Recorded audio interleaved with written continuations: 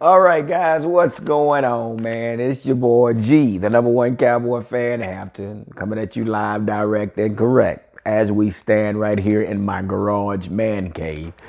For whatever reason, this Arctic air is getting ready to move in, and it's moving in fast. So it just went from like 60 degrees to during the 40 degrees within like 30 minutes. So that's where we are. But let me say, man, I want to thank everybody for just hanging out with me throughout this whole season as we came together in this huddle and talk nothing but Cowboy talk. It's really definitely been a blast keeping up with our Cowboys, and true enough, it has been challenging. 2020 has definitely been challenging for not only the Cowboys, but for us in general. You know, we all have suffered in one way or the other, you know. So I just pray that, you know, in due time we get past this and we can kind of move forward and look back on this, you know, one day and say, yeah, well, I remember when. But again, just thank everybody for being a part of this channel, man. And like I said, we're not a real large group. We're just a small group, you know, where we can all come together and talk about our Cowboys. So with that being said, I want to say congratulations to Tampa Bay Buccaneers and the GOAT, greatest of all time, Tom Brady. And I understand y'all probably don't feel the same way. Y'all probably say, oh my God, yeah, he cheated and all that. But the guy has done something that no other quarterback has done, okay? This guy has been in 10 Super Bowl appearances. This guy has won 7 out of 10. That means that's 70 darn percent,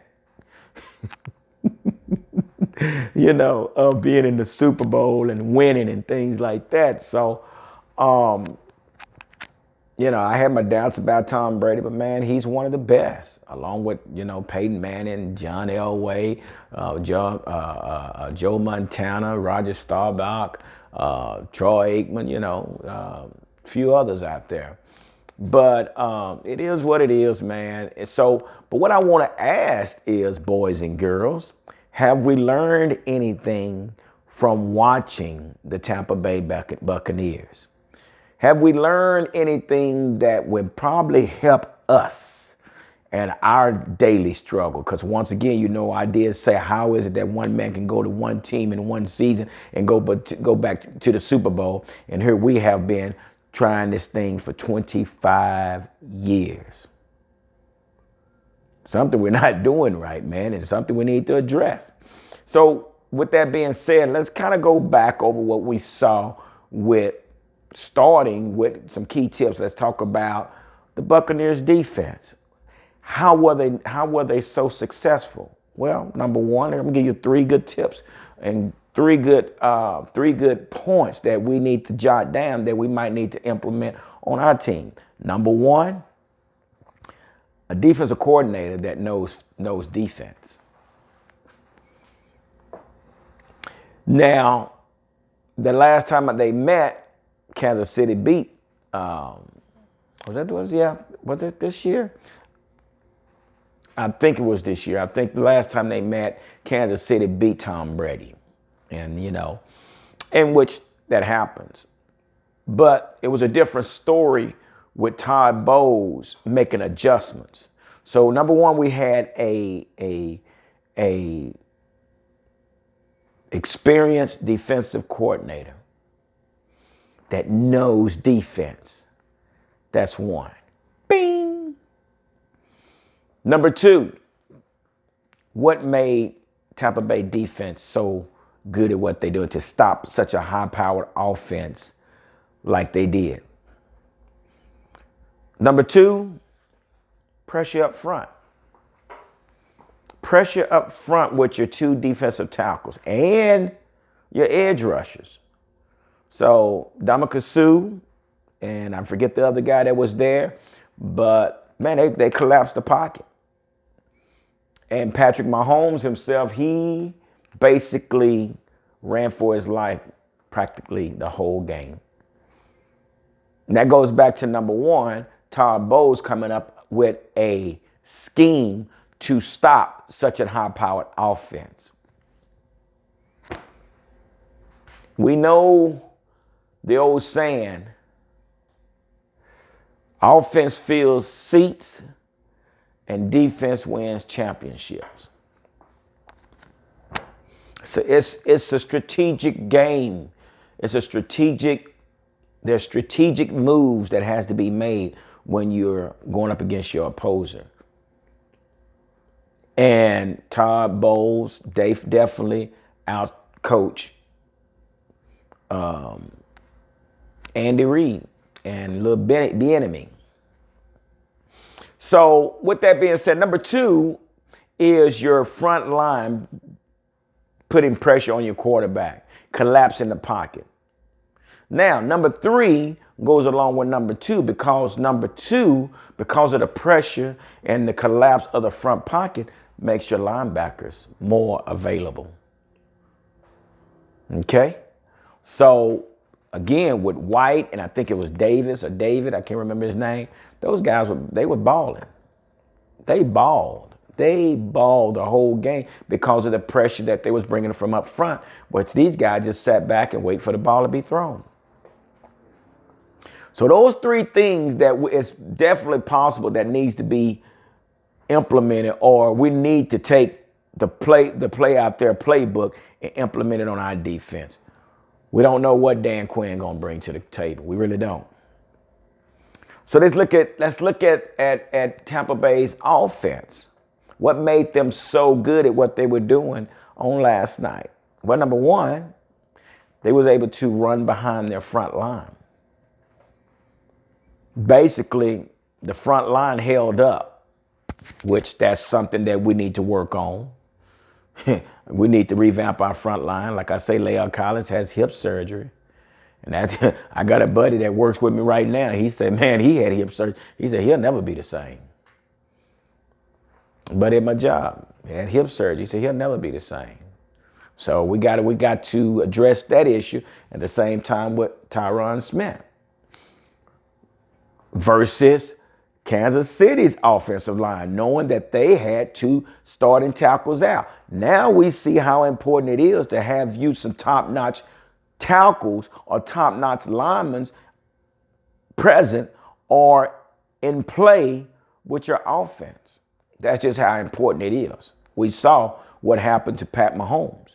Those backups could not hold off the pressure from the Buccaneers. So with that being said, number 1, Tampa Bay's offensive line held up to where they was able to create a running game. And I always say, create a running game always opens up the passing game. And from what I saw, it looks that as if the defensive coordinator for the Chiefs was too respected Tom Brady so much that they didn't really want to blitz. They didn't want to blitz, so gave Tom Brady all day to stand back there and throw that ball, which he did. Number 2, having a running back that can run the ball, which I think we have that can run behind that line. And number 3, having an experienced quarterback that knows the game. And this is my problem. There's so many teams out there that's looking for a quarterback. And here we are, have a quarterback that's not signed. Now you tell me if there's not some miscommunication, some detachment, some disconnection with the Cowboys, the players, and the front office. It's crazy. But